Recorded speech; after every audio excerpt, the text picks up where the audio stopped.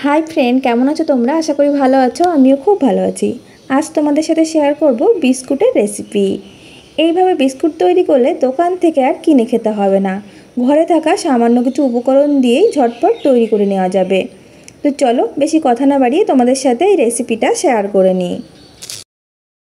এই रेसिपि तैरिर जोन्नो निये निচ্ছি एकटी पात्रे 1 কাপ गुঁড়ো चिनी, ब्लेंडारे दिए गुঁড়ো करे निয়েছিলাম। एरपर चिनिर मध्य निये निচ্ছি 1 কাপ गलानो घी। घिएर परिवर्ते तोमरा तेलও इउज करते पारो, आबार घी तेल दुटो एकसाथे मिलिয়েও इउज करते पारो। आमी भालो करे चिनिर साथे मिशिয়ে नेब जाते चिनिटा गुले जाए। गोटा चिनी इउज करले किन्तु गुलते अनेकटा टाइम लागबे, ताई चेष्टा करबे गुঁড়ো चिनी देওয়ার। चिनी घिएर मध्य भालो करे मिशिয়ে निয়েছি। এখন নিয়ে নেব ময়দা। যে কাপ মেপে ঘি আর চিনি নিয়েছিলাম সেই কাপ মেপেই আমি 2 কাপ ময়দা নিয়ে নিলাম। নিয়ে নিচ্ছি 1 চামচ গুঁড়ো দুধ। গুঁড়ো দুধ দিলে কিন্তু খেতে বেশ ভালো লাগবে। আর সামান্য পরিমাণে বেকিং পাউডার দিয়ে দিচ্ছি, বেকিং সোডা না, পাউডার দিতে হবে। ভালো করে হাত দিয়ে আমি মেখে নেব। তোমরা চাইলে আটা দিয়েও এই বিস্কুটটা তৈরি করে নিতে পারো। ভালো করে মেখে নিয়েছি আর দেখো একটা ডোতে পরিণত হয়েছে। এখন এক সাইডে রেখে দেব। এদিকে নিয়েছি একটা স্টিলের থালা, তার মাপ করে একটা কাগজ কেটে নিয়েছি, সাদা কাগজ। তোমাদের কাছে যদি বাটার পেপার থাকে তাহলে কিন্তু বাটার পেপারও দিতে পারো। একটা ব্রাশে সাদা তেল লাগিয়ে আমি কাগজের উপর লাগিয়ে নিচ্ছি। দেখো বাটার পেপার তৈরি হয়ে গেছে। এখন আমি বিস্কিটগুলো শেপ তৈরি করে নেব।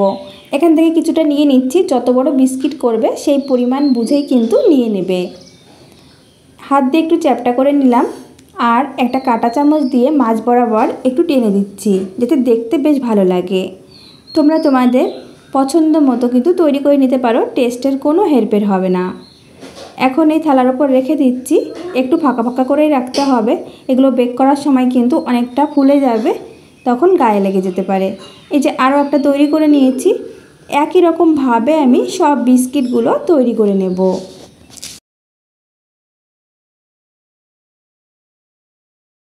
সব বিস্কিটগুলো আমি রেডি করে নিয়েছি।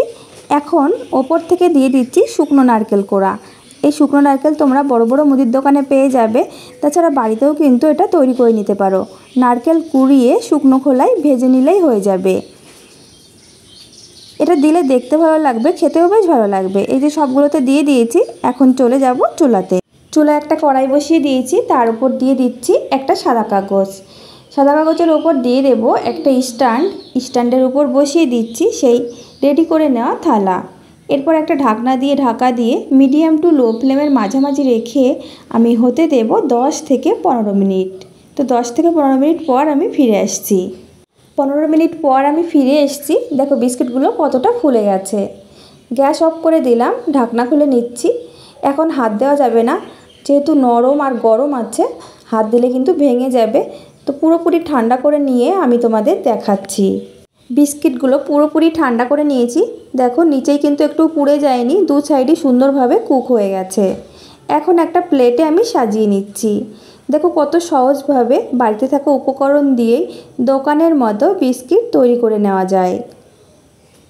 এই বিস্কিটটা খেতে এতটাই টেস্টি হয় যে মুখে দিলেই মিলিয়ে যাবে। যখন মন চাইবে তখন কিন্তু তৈরি করে নিতে পারবে, ছোট বড় সবাই পছন্দ করবে। আশা করি বন্ধুদের কাছে আমার এই রেসিপিটা ভালো লেগেছে। ভালো লাগলে লাইক, কমেন্ট এবং শেয়ার করে দিও।